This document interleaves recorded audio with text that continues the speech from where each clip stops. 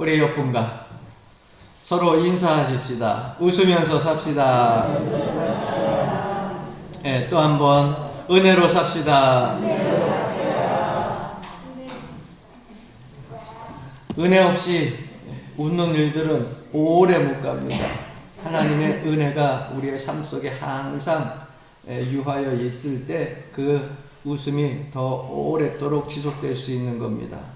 조금 전에 함께 찬송을 부를 때 제가 이 찬송을 설교 말씀 준비하면서 고르다가 오랜만에 좀 빠른 곡을 소화할 수 있을까 하고 찬송을 선정을 했는데 역시 오랜만에 빠른 찬송을 하니까 우리 권사님 집사님들이 숨쉬기가 바빠가지고 따라오기가 바쁜데 제가 보니까는 서리하고 석희는 엄청 좋아하네요. 그러니까 나이 드신 분들은 찬송가가 빠르면은 이 숨이 차니까 힘들어서 그죠? 복의 근원 강림하사 아니면 지금까지 지내온 것 이렇게 불러야 그 가사를 생각하면서 연을 받는데 빠르다 보면 이 가사 생각하기도 바빠요. 막 숨차게 빠르게 가다 보니까. 근데 요즘 젊은 사람들은 느릿느릿한가 보다 빠른 찬송을 더 좋아해요. 왜? 신이 나니까. 여러분 나이는 조금 이렇게 드셨다 할지라도 여러분들의 마음은 이팔 청춘인 줄로 믿습니다. 늘 생각도 마음도 젊게 사시기를 바랍니다. 오늘 우리가 읽은 이 본문 말씀은 나사로 집안의 이야기입니다. 나사로 집안의 이야기를 읽다 보면 예수님이 이 나사로 가정을 편애하는 것 같다라고 하는 생각이 좀 듭니다. 오늘 이 5절 말씀 속에 보니까는 예수께서 본래 마르다와 그 동생과 나사로를 사랑하시더니 이렇게 말씀을 기록하고 있어요.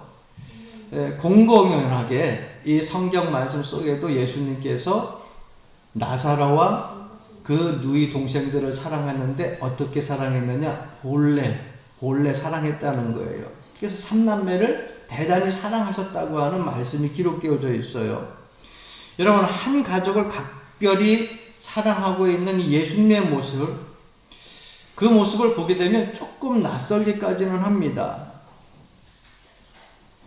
또 나사로가 병들었을 때에 주변에 있는 많은 사람들과 가족들이 이야기를 합니다. 사랑하는 자가 병들었나이다 이렇게 얘기를 해요. 그래서 나사로나 이 삼남매가 특별히 사랑을 받고 있다고 하는 사실을 가족만 알고 있는 것이 아니라 또 보면은 주변에 있는 사람들도 알게 됩니다. 왜? 우리가 본문에서 읽진 않았지만은 오늘 이 11장 36절 말씀에 보게 되면 보라 그를 어떻게 사랑하였는가.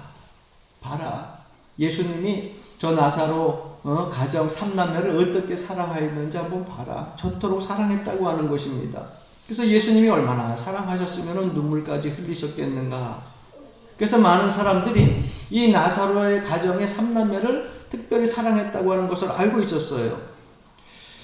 그런데 여러분 생각해 봅시다. 누구를 편애한다고 하는 것, 우리 사람으로는 종종 그런 일들이 있기 때문에 우리가 그럴 수 있다라고 이해를 하는데 예수님은 하나님의 아들은 온 인류를 사랑하고 그리고 그 사랑이 넘치기 때문에 어느 한 사람에게 뭐 사랑이 부족해서 여기에 주면 다른 데는 못 주고 이런 것이 아니라 온 인류의 모든 사람들 이 우주 만물을 다 사랑하기 때문에 또 풍성하기 때문에 넉넉하기 때문에 다 골고루 사랑해야 되는데 왜 예수님이 이 나사로라고 하는 이 가정의 삼남매만 특별히 본래 그렇게 사랑을 했을까? 이 편애적인 사랑을 했을까? 저는 성경을 읽으면서 저 나름대로 성경을 읽다가 의구심을 갖고 왜 예수님이 편애적인 사랑을 가지고 이 가정을 사랑했을까? 예수님이 그래도 되는가? 라고 하는 의구심을 가지고 그러면 예수님이 이 가정을 사랑했는데 어떻게 사랑했을까? 원문이나 주석을 좀 한번 찾아보자. 그래서 원문이나 주석을 찾아보니까는 사랑하셨다고 하는 이 표현의 그 원문의 해석들이 쭉 나오는데요. 성경에서 나오는 사랑이요, 세 가지가 나와요. 우리가 잘 알고 있다시피 아가페라고 하는 사랑과 그 다음에 에로스라고 하는 사랑과 그리고 필로스라고 하는 그러한 사랑이 나와요. 이 사랑의 세 가지에 대해서는 아마 여러분들 설명을 들어서 잘 알 거예요. 그런데 원문을 봐도 또 주석을 찾아봐도 사랑하셨다라고 하는 것, 근데 그 편애적인 사랑에 대해서 구체적으로 해석을 해놓지 않았어요. 단지 예수님이 쓰시는 사랑하셨다고 하는 그 사랑이라고 하는 단어에는 아가페 사랑과 그리고 필로스 사랑이 함께 복합해서 어우러져 쓰여졌다고 하는 거예요. 그렇다고 하면은 예수님께서 이 나사로의 삼남매 이 가정을 사랑했다라고 하는 것을 원문에서는 끄집어낼 수가 없더라고요. 그래서 저는 예수님의 생애를 생각하면서 예수님이 유다 땅에서 살면서 하나님이시자 인간으로 오셨기 때문에 인간적인 면 예수님의 인성에서 그 해답을 찾을 수 있지 않을까라는 생각을 갖게 되고 예수님의 생애 그리고 나사로의 가정 그 관계를 한번 살펴보게 되었습니다. 예수님께서는 한동안 유대 나라에서 계속해서 하나님이셨지만 동시에 사람으로 사셨어요. 여러분 예수님이 살아오신 그 생애를 보게 되면 우리는 흔히 30년, 33년의 생애라고 이야기합니다. 그런데 예수님의 공생애는 30서부터 33세까지를 우리가 공생애라고 얘기를 해요. 철저히 하나님으로만 사신 것이 아니라 인성을 가지고 이 땅에 인간으로 오신 분이 예수님이세요. 그래서 예수님도 그 유대 땅에서 살면서 우리가 흔히 미심쩍지만 사람의 정의라고 하는 것을 가지고 살았다고 하는 겁니다. 여러분, 정의라고 하는 것은 뭐 그렇게 특별한 것은 아닙니다. 우리 한국 사람들은 특히 정의라고 하는 이 단어에 매우 익숙해요. 사람이 살다 보면은 정이 들잖아요. 그래서 살다 보면은 고운 정도로 들고 또 미워하다 보면 미운 정도 들어요. 그래서 사람이 그 정이 들게 되면 그 정 끊는 것이 그렇게 힘들다고 하는데 그 정이라고 하는 것을 이 성경에서는 예수님이 사랑으로 표현하기도 했다고 하는 거예요. 그러니까 인간적인 측면에서 우리가 예수님을 바라봐야 이 나사로의 가정을 삼남매를 사랑했다고 하는 것을 이해할 수 있게 된다고 하는 것입니다. 그렇다면 어떤 이유로 이 나사로의 가정을 그렇게 애정을 가지고 사랑을 했을까? 그 이유가 뭘까? 나사로의 가정을 살펴보니까 조금 특별한 가정이에요. 우선 이 나사로의 가정은 10대가 아닌 20대부터 30대 중후반까지 있는 나사로와 그리고 그 누이 동생 3남매가 살고 있었는데 부모에 대한 이야기가 없어요. 그래서 부모는 일찍 여인 것으로 그렇게 우리가 생각이 되어집니다. 그런데 이 3남매가 얼핏 보게 되면 어쨌거나 오빠나 누이 동생이나 그 당시에 그 정도의 나이라고 하면은 오빠가 장가를 가든지 아니면 누이 동생에 누구 하나라도 시집을 가야 되는데 그렇지 아니하고 3남매가 시집도 장가도 가지 아니하고 홀로 그렇게 세 남매가 한 가정에서 모여 살고 있습니다. 이 나사로의 가정은 하나님의 아들 예수님이 메시아라고 하는 것을 받아들이는 게 그렇게 오래되지 않았어요. 왜? 예수님의 공생의 기간이 3년이니까요. 하지만 하나님의 아들 예수님이 메시아라고 하는 사실을 그들이 믿고 철저하게 신앙생활을 했던 가정인 것만큼은 분명해요. 또 한 가지 특징은 뭐냐? 이 가정은 그렇게 가난한 가정이 아니었다는 것입니다. 왜냐하면 여러분 그 후에 나중에 말씀해 보게 되면은요, 마르다의 동생 마리아가 예수님 십자가에 달려 돌아가시기 전에 향유 옥합의 그 향유를 가지고 와가지고서 예수님 발에 부어드리는 그러한 모습들이 나오죠. 거기에 300데나리라고 하는 그러한 가격이 매겨져 있어요. 한 데나리온은 어느 정도의 가격이냐면 건장한 남자가 하루 나가서 벗는 품삯이에요. 뭐 지금은 각 사람대로 얼마씩 버는지는 제가 잘 모르겠어요. 어쨌거나 한 사람이 나가서 버는 것이 15만이든 아니면 20만 원이든 계산을 해보게 되면 최소한 300만 원은 넘을 것이고 보통 한 400에서 600 정도 사이 되지 않을까. 요즘 말로 이야기하면 그러한 귀한 폐물을 가지고 있었다고 하는 겁니다. 그러니까 집안이 아주 가난한 가정은 아니에요. 그런데 이 가정에 예수님이 자주 들리셨어요. 왜냐하면 여러분 요단강이나 베단이나 그리고 여리고나 예루살렘에서 말씀을 전하실 때 예수님은 머리 둘 곳이 없다 그랬잖아요. 쉴 곳도 없다 그랬잖아요. 그래서 하루 종일 사역을 하다 보면 영적인 전투로 복음을 전하다 보면은요 이곳저곳에서 계속해서 육체적인 피로도 정신적인 피로도 있었을 것이고 거기에 시달렸을 거예요. 더군다나 그 당시에 종교 부패인들이 예수님을 항상 감시하고 말 한마디 잘못하면은 그거 흠집을 잡아가지고 어떻게 쓰든지 그들이 못된 그러한 곳으로 생각해서 감옥에도 집어넣으려고 그렇게 쫓아다니고 있었으니까 예수님이 사역을 하면서 다닐 때 얼마나 피곤했겠습니까? 그런데 그 예수님이 피곤했을 때마다 들르는 곳이 있었어요. 그것이 바로 이 나사로의 집안이었다고 하는 것입니다. 제가 생각하기에는 이 나사로의 가정에 대문은 아마 항상 열려있지 않았을까 하는 생각을 해봐요. 요즘에는 뭐 문마다 다 꽁꽁 잠그고 있지만은 그리고 그곳에 가면 예수님이 앉아서 쉴 수 있는 그러한 탁자라든가 의자라든가 있었을 것이고 또 제자들이 항상 함께 예수님을 따라다녔으니까 적지 않은 그 제자들 그 옆에서 차를 마시던가 쉴 수 있는 그런 거실도 있지 않았을까. 그런 상상을 저 나름대로 해보게 됩니다. 어쨌거나 예수님이 이런 영적인 전투를 하고 힘들었을 때에 마음 편하게 들어 다닐 수 있었던 가정이 바로 이 나사로의 가정이었었다고 하는 거예요. 그거는 예수님과 연배도 비슷했을 뿐만 아니라 그들이 예수님을 반기는 그 마음이 진실하고 성실하고 그리고 편안한 마음으로 대해줬기 때문이라고 생각이 되어집니다. 저는 이 모습을 보면서 우리 교인들 가정들도 이런 가정들이 많이 생길 수 있기를 기대해 봅니다. 그래서 목회자인 저뿐만 아니라 장로님이나 권사님이나 집사님 어느 누구가 가도 항상 그 가정에 가면은 내 육신도 또 내 마음도 또 내 정신도 편안해지는 그러한 가정들로 여러분들이 세워질 수 있기를 주님으로 간절히 축원합니다.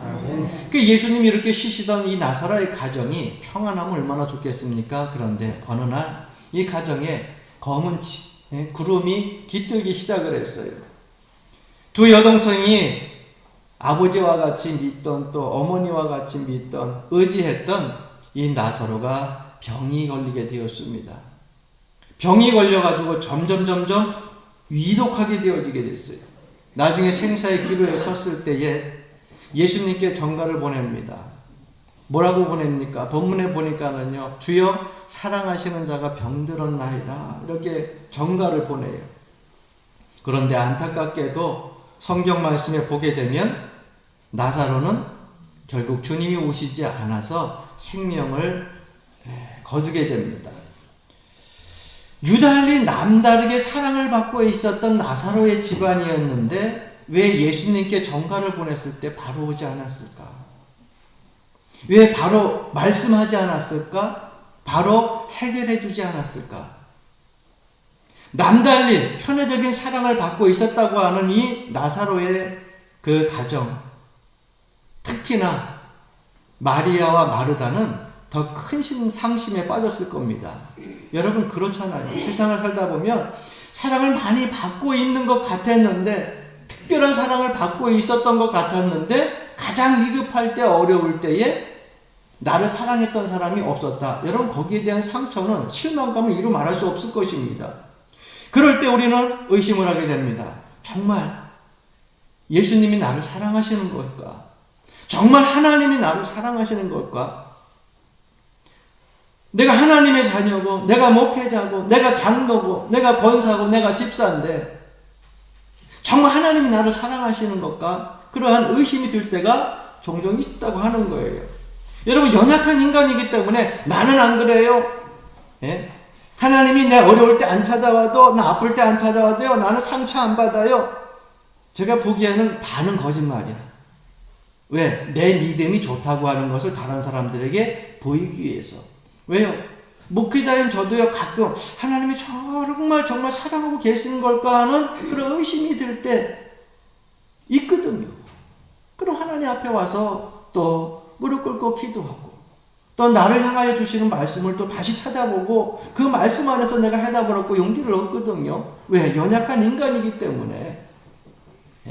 아무리 신앙이 좋다 할지라도 그런 의구심이 들 때가 있다고 하는 거예요. 여러분, 우리가 신앙생활 할 때에 이런 의심을 갖는 신앙적인 위기가 누구에게나도 다 올 수 있다고 하는 거예요. 그럼 어떤 경우에 이 하나님의 사랑을 의심할 수밖에, 또 예수님의 사랑을 의심할 수밖에 없게 되느냐? 오늘 나사로 가정에 대해서 우리가 말씀을 본 곳에서 함께 생각을 하면서 은혜를 나누려고 합니다. 먼저 언제 예수님의 사랑을 의심하게 되느냐? 첫 번째로는 갑작스러운 불행이 닥칠 때입니다. 평안할 때는 몰라요. 행복할 때는 몰라요. 잘 될 때는 몰라요. 그런데 갑자기 나사로와 같이 병으로 쓰러진다든가, 사업이 망한다든가, 자녀가 큰 고통을 당한다든가, 어떤 그런 어려움과 불행이 왔을 때에 우리는 예수님의 사랑을, 하나님의 사랑을 의심할 때가 있다고 하는 거예요. 그러나 분명히 우리가 알아야 될 것은 있습니다. 한번 따라해 봅시다. 예수님은, 하나님은 전능하신 분이십니다. 할렐루야. 이 사실을 우리가 잊어버리면 안 돼요. 하나님은 전능하신 분이에요. 예수님은 전능하신 분이에요. 갑작스럽게 우리의 삶 속에 불행한 일이 왔다 할지라도 전능하신 하나님, 전능하신 예수님을 우리가 잊어서는 안 돼요. 사람은 유한의 존재지만 하나님은 무한하셔요. 어떤 일이든지 다 해결하실 수 있고, 무슨 일이든지 이적과 기적을 통하여서 하나님이 기뻐하시는 일로, 선한 일로 열매를 거둘 수 있게 하신다고 하는 거예요.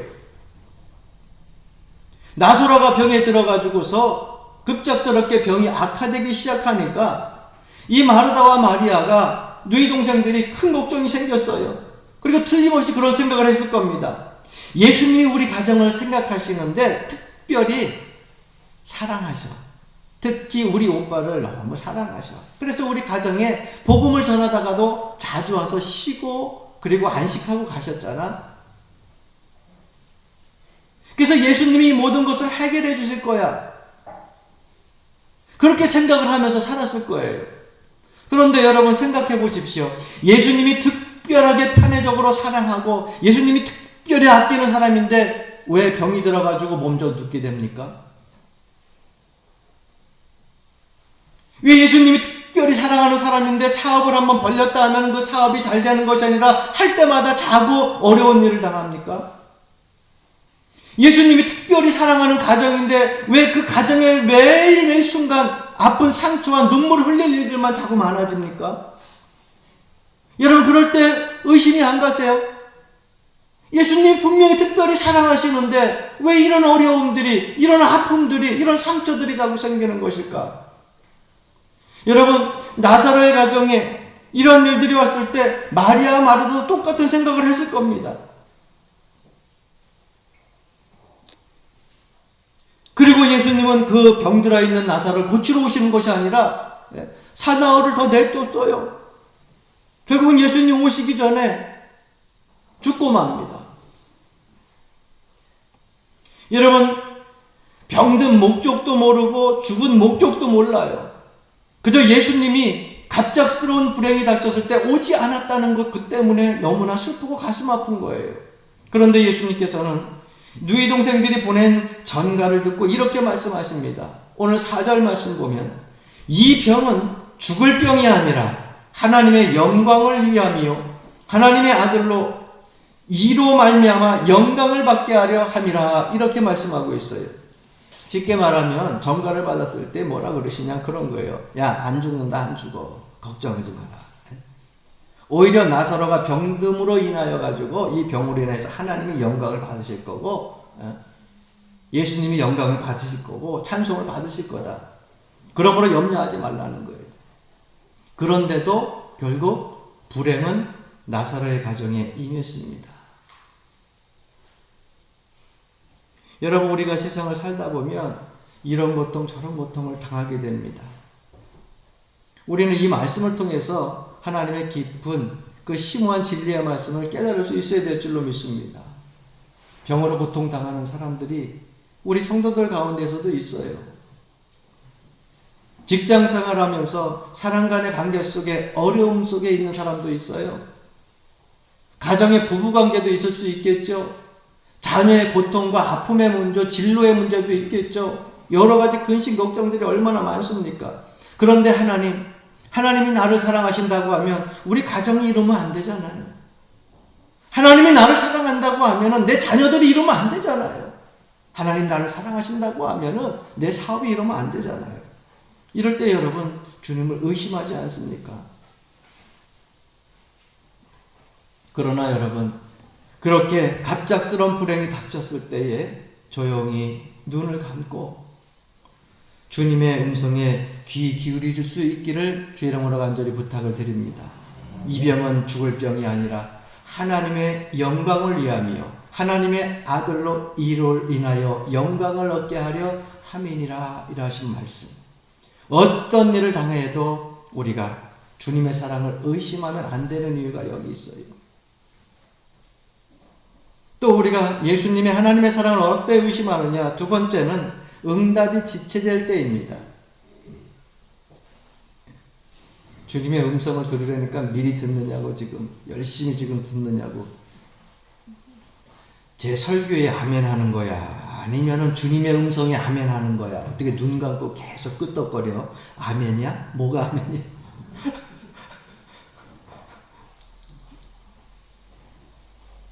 응답이 지체될 때 우리는 자꾸 하나님을 의심할 수밖에 없어요. 나사로의 병세가 점점 시간이 지날수록 목회에 악화되어져 가고 있어요. 누이 동생들이 이야기합니다. 보시옵소서, 사랑하시는 자가 병들었나이다. 빨리 오세요, 빨리 오세요. 주님이 오셔야 됩니다. 그런데 여러분, 성경에 보니까는요, 빨리 오라고 하는 얘기는요, 제가 한 거고, 성경에는 마리아와 마르다는 그런 말씀을 안 했어요. 누군가 그 음성에 아멘하다 보니까 또 나중에 빨리 오라 그랬구나. 성경 반나까 뒤져봐요. 목사님이 빨리 오라 그런 말이 없는데, 빨리 오라는 말이 어디서 성경에 없는데, 자다가 꼭 딴소리 하는 거야. 보면은요, 보시옵소서, 사랑하는 자가 병들었나이다. 이렇게만 보냈어요. 이렇게만. 주님 지금 빨리 오셔야 됩니다. 빨리 오셔야 됩니다. 그러한 전가를 보내지 않았어요. 그저 예수님께 지금 우리의 가정이 이렇습니다. 우리 오빠 나사로가 병이 들었어요. 주님이 사랑하시는 나사로, 그 사랑하는 나사로가 병이 들었습니다. 이렇게만 전가를 보냅니다. 나름대로 그 마음에 믿음과 신앙이 있었을 수도 있어요. 그래서 사랑하는 사람이니까 주님은 병든 자도 고쳐주시고, 아픈 자도 낫게 해주시고, 절름발이도 일어나게 해주시고, 눈먼 장님도 눈뜨게 하시니까 이 정도 병이야. 그저 사랑하시는 자가 병들었다고 전갈만 보내도 주님 우리 집 자주 들리시잖아요.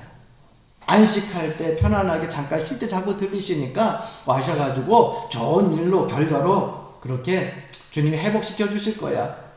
그래서 그냥 병들었다는 얘기만 하고 말았어요. 그런데 여러분, 주님은 그 소식을 듣고도 하루 이틀 지나도 오지 않습니다. 병이 악화되어져가지고 심각해졌는데도 오지 않았어요. 결국 그 오빠가 숨을 거뒀어요. 그리고 부모도 없는 마리아와 마르다가, 두 여자가 그 시대에 오빠의 장례식을 치르게 됩니다. 여러분 생각을 해보십시오. 이럴 때 마리아와 마르다의 심정이 어땠을까? 정말 예수님이 우리를 사랑한다고 했는데, 우리 가정을 아끼신다고 했는데 정말 사랑하시는 것일까? 아끼시는 것일까? 여러분, 기대한 것만큼 상처가 컸을 거예요. 기대한 것만큼 마음이 훨씬 더 아팠을 거예요. 그래서 마르다가요, 훗날 주님이 자기의 가정에 방문했을 때 처음 내뱉은 말이 무슨 말씀입니까? 21절 32절 말씀에 보면은요, 마리아가 마르다가 똑같은 말을 합니다. 주께서 여기 계셨더라면 내 오라비가 죽지 아니하였겠나이다. 마리아만 그런 것이 아니고 마르다만 그런 것이 아니고 둘 다 예수님을 만났을 때에 똑같은 그러한 발언을 해요. 주님이 그때 내 아팠을 때에, 우리가 정갈 보냈을 때에 그때 여기 계셨으면은 우리 사랑하는 우리의 가장인 오라비가 죽지 않았을 겁니다. 주저없이 예수님을 만났을 때 그렇게 스스럼 없이 이 여인들이 이 말을 내뱉을 수 있었던 것은 뭐냐? 특별한 사랑을 받고 있었을 것이라고 하는 생각을 갖고 있었기 때문이에요. 그러나 여러분, 마리아와 마르다는 오늘을 사는 우리에게 한 가지 값진 그러한 메시지를 전해주고 있어요. 아무리 응답이 늦어도 주님이 우리를 사랑하시는 그 사랑을 의심해서는 안 된다고 하는 말씀입니다. 예수님은 비록 더디 오셨지만은 그들에게 찾아오셨고요. 찾아오신 것으로 끝난 것이 아니라 나사로를 다시 살리신 것을 믿으시길 주 이름으로 간절히 축원합니다. 여러분, 우리가 아프고 힘들 때, 고난을 당할 때, 역경을 당할 때 여러분 하나님 앞에 우리 구체적으로 다 얘기하잖아요. 이것저것 다 얘기하는데요. 진정 여러분들이 하나님을 사랑하고 하나님이 여러분을 사랑하시면은요, 한마디만 해도 알잖아요. 하나님, 내가 지금 아파요. 하나님, 내가 지금 속상해요. 근데 뭐 때문에 속상한지 사람들은 몰라. 다 얘기를 해라. 아픈 것도 어디가 아프고 다 얘기를 해야지 알아. 그런데 하나님은 이미 나를 사랑하시기 때문에 하나님, 내가 아파요 그러면 내 오장육부 이 모든 육신이 어디가 아픈지를 아셔요. 내가 속상하다 그러면 뭐 때문에 속상하는지를 아셔요. 문제는 뭐냐? 하나님 앞에 나오지 않으니까 문제예요. 예수님을 사랑하고 하나님을 사랑한다고 하면 여러분 하나님 앞에 하나님이 여러분들을 사랑하는 걸 믿고 아뢰 수 있기를 주 이름으로 간절히 축원합니다. 하나님, 내가 아파요. 슬퍼요. 힘들어요. 왜? 하나님이 나를 사랑하고 내가 하나님을 사랑하는데 왜 못 알아요?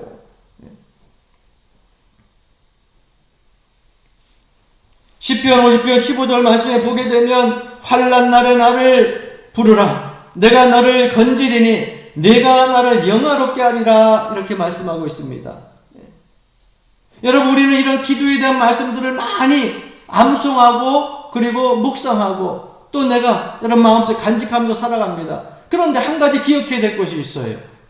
그것이 무엇이냐? 내가 기도했다고 해서 반드시 내가 원하는 시점에 원하는 시간에 급하게 응답이 오지 않는다고 하는 사실, 이거를 우리가 기억을 해야 돼요. 환난 날에 부르짖으라 그러면 응답했다 그러니까 내가 주여 하면은 그래 하고 바로바로 응답 오는 줄 알고, 그래서 안 오면은 거기에 실망을 하고 의심을 하는 거예요. 왜? 목회자인 저도 그런 심정을 가지고 살았을 때가 종종 있었거든요. 하나님, 아무개 교인이 너무너무 힘들어합니다.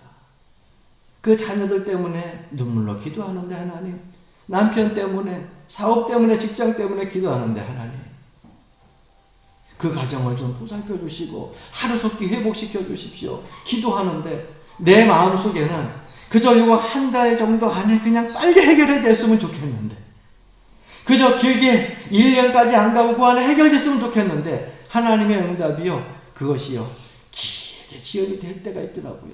1년이 될 때가 있고요, 2년이 될 때가 있고, 어떨 때는요 긴 시간 동안 응답이 지연될 때가 있더라고요. 그럴 때 여러분 기도하다가 그런 생각이 들잖아요. 하나님이 정말 사랑하시는 것과 하나님이 정말 우리의 기도를 들으시고 계시는 것일까? 이런 의심이 들 때가 있잖아요. 그런데 여러분, 그렇게 응답이 안 될 때 우리가 의심을 하게 되고 우리가 하나님의 사랑에 대해서 불만과 불평을 가질 때가 있어요. 그러나 여러분, 나사로의 가정, 이 마리아와 마르다의 여러분 가정의 이야기를 통해 가지고 결코 그러한 날이 지연된다 할지라도, 응답이 좀 지체된다 할지라도 주님의 사랑에는 의심 없기를 주 이름으로 간절히 축원합니다. 맥클라렌이라고 하는 영국의 유명한 설교자가 요한복음 11장을 놓고 이런 재미있는 표현을 했습니다. 나사로의 식구들에는 예수님의 더디 오심이 사랑의 지연이었다.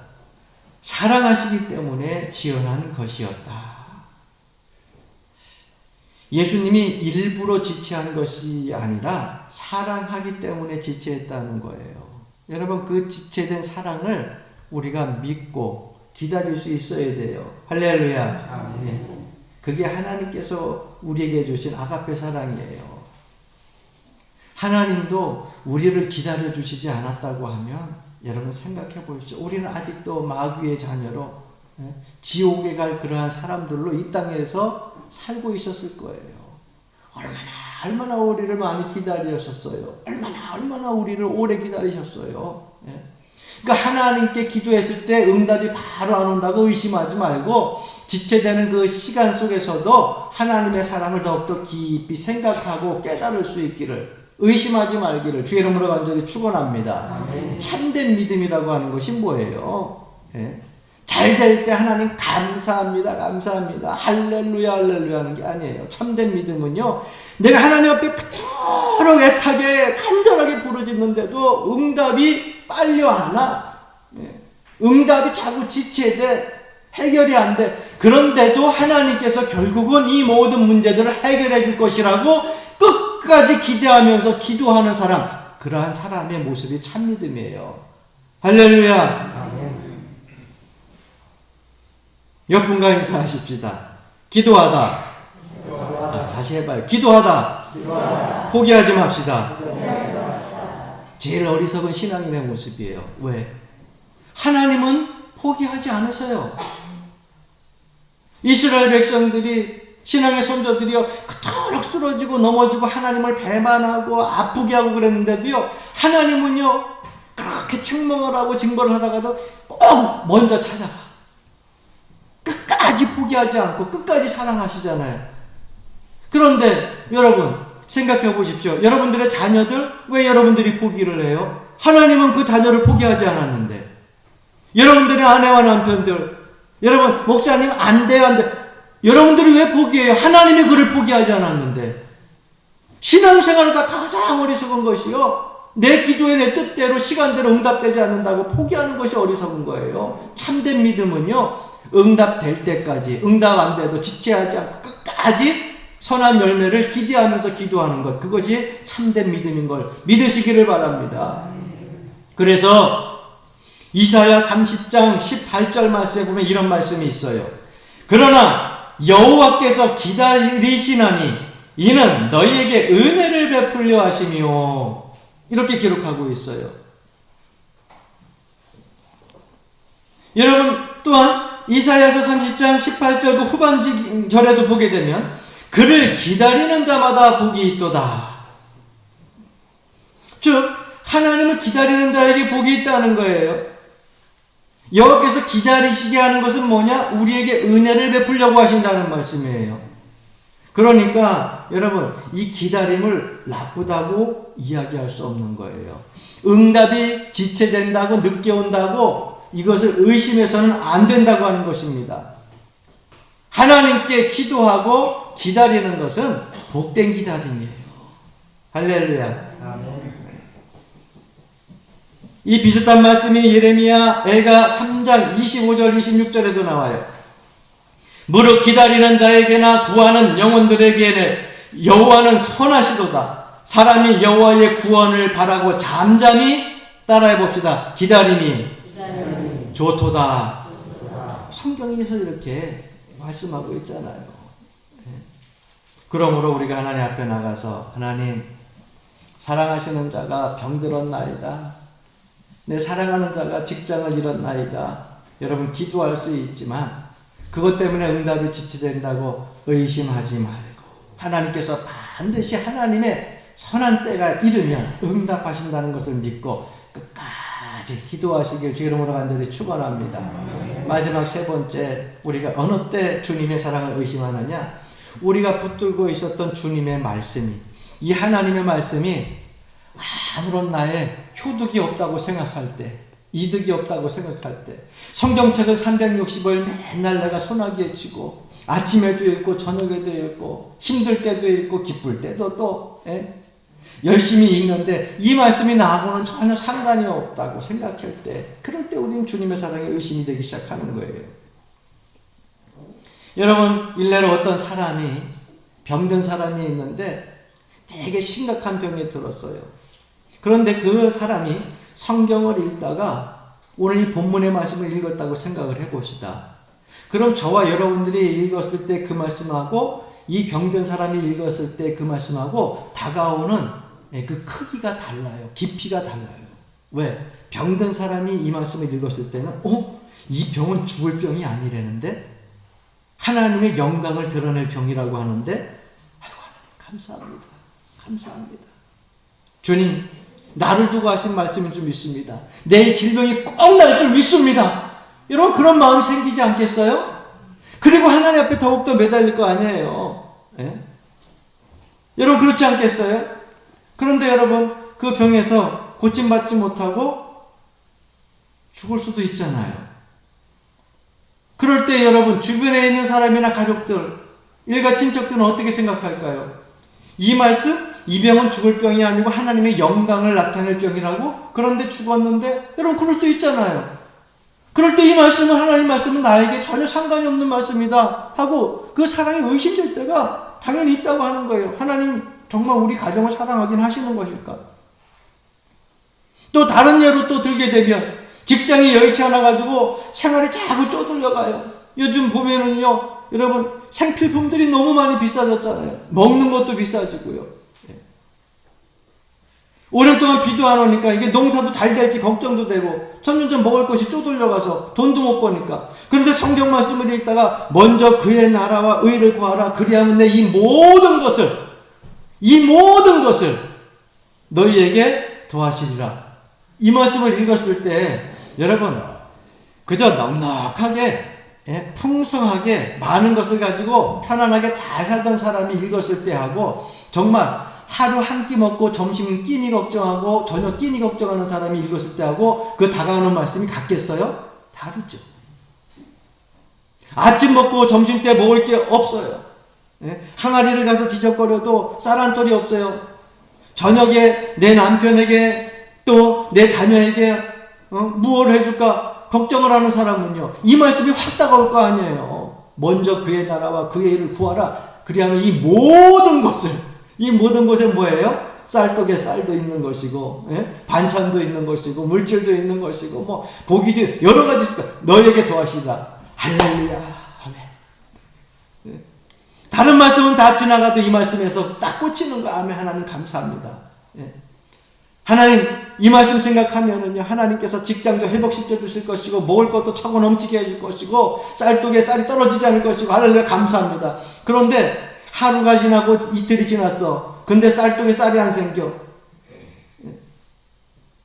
직장에서 쪼들리는 거 여전히 똑같아. 여러분, 의심이 생기지 않겠어요? 남의 이야기가 아니잖아요. 전반적인 우리들의 이야기잖아요. 삶의 모습 속의 이야기잖아요.